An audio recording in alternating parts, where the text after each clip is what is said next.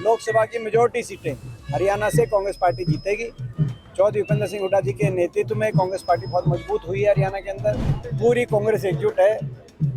अगर कहीं गुटबाजी है तो बीजेपी में देख सकते हो आप गुटबाजी, मगर कांग्रेस पूरी एकजुट है। बताता हूँ, जब ये पिछली बार 75 पार के नारे की हवा निकालने का काम हुआ था तब भी संगठन नहीं था। के हरियाणा के अंदर भाजपा की एक बहुत ही अलोकप्रिय सरकार हरियाणा में, ये जो खट्टर सरकार भाजपा जजपा की सरकार, ये सरकार एक विफल सरकार साबित हुई है। ये बीजेपी के हाईकमांड को भी पता है मेरे ख्याल, क्योंकि इस सरकार में आज हरियाणा देश में बेरोजगारी में देश में नंबर 1 पे पहुंच गया है, देश में महंगाई में नंबर 1 पे पहुंच गया, देश में भ्रष्टाचार में बीजेपी और जेजेपी के इस गठबंधन ने हर महकमे में भ्रष्टाचार फैलाने का काम किया है। और कहीं ना कहीं किसान, छोटा व्यापारी, गरीब आदमी और सरकारी कर्मचारी हर वर्ग इस सरकार से टोटली त्रस्त है। ऐसे में जो सरकार ने प्रदेश को खुशहाली विकास की पटरी से उतारा हो, लोग उस सरकार को सत्ता की कुर्सी से उतारने के लिए तैयार बैठी है हरियाणा के अंदर। ये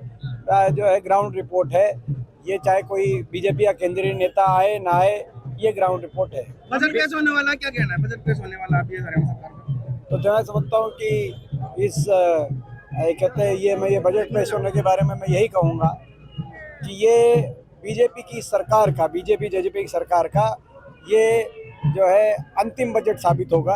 तो ये उस बजट के रूप में कम से कम इन्होंने इतने साल कुछ नहीं किया, इसी बजट में कुछ कर दें, हम धन्यवाद। देवेंद्र फडणवीस का बयान आया सरपंचों को लेके, उन्होंने बयान दे दिया है दोबारा से, अगर वो नहीं उठते तो जो पंच बनाए गए उनको जो है परफॉर्मेंस के हिसाब से उनकी वो देनी चाहिए। अगर सरपंचों को कुछ पावर देनी ही नहीं थी तो फिर चुनाव क्यों कराए? 2 लाख की अगर विकास कार्यों की पावर देंगे तो 2 लाख तो आजकल विकास कार्य कई सामाजिक कार्यकर्ता भी, समाज सेवी भी करा लेते हैं। तो फिर उसमें सरपंचों के चुनाव कराने की क्या जरूरत थी? बहुत ही सरपंचों के अधिकारों को छीनने का काम इस सरकार ने किया है। पंचायती राज को लेकर सरकार की नीयत, पंचायती राज को एम्पावर करने की नीयत है, उनकी जो पावर्स को हड़पने की इस सरकार की नीयत दिखाई दे रही है। दीपेंद्र जी, अमित शाह हरियाणा में आए, 10 सीटें जीतने का टारगेट बीजेपी कार्यकर्ताओं को, आपका क्या कहना है? मेरा वही कहना है, जब ये 75 पार का नारा टारगेट था 2019 में, तब ये बीजेपी ने कहा था 75 पार का नारा था, और आप लोग पूछते थे कि 75 आएंगी कि 80 आएंगी, उन्होंने नारा दिया है। तब मैं कहता था ये बेवकूफ़ बना रहे हैं, इनकी मेजॉरिटी नहीं आएगी। मेरी आप लोग भी नहीं माने, लोग भी उसमें पूरी नहीं मान रहे थे, लेकिन ये 40 पे इनकी सुई अटक गई, मेजॉरिटी नहीं आई, 50 सीटों पे हार गई बीजेपी। आज वही नारा, ये 10 सीटें जो कह रहे हैं, लोकसभा की मेजॉरिटी सीटें हरियाणा से कांग्रेस पार्टी जीतेगी। चौधरी भूपेंद्र सिंह हुड्डा जी के नेतृत्व में कांग्रेस पार्टी बहुत मजबूत हुई है हरियाणा के अंदर।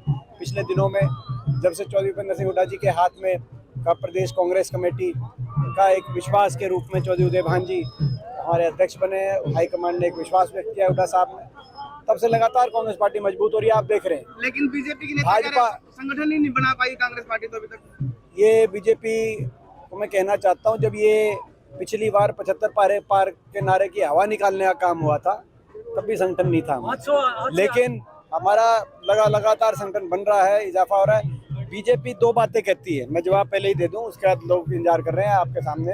एक, बीजेपी कहती है संगठन नहीं, हमारा संगठन है, हमारा जो है भाजपा को इस बात से कोई वो नहीं। और दूसरा कहती जी जो है भाई अलग अलग गुट हैं, पूरी कांग्रेस एकजुट है। अगर कहीं गुटबाजी है तो बीजेपी में देख सकते हो आप गुटबाजी, मगर कांग्रेस पूरी एकजुट है और प्रदेश की जनता भी एकजुट है और प्रदेश में बदलाव तय है।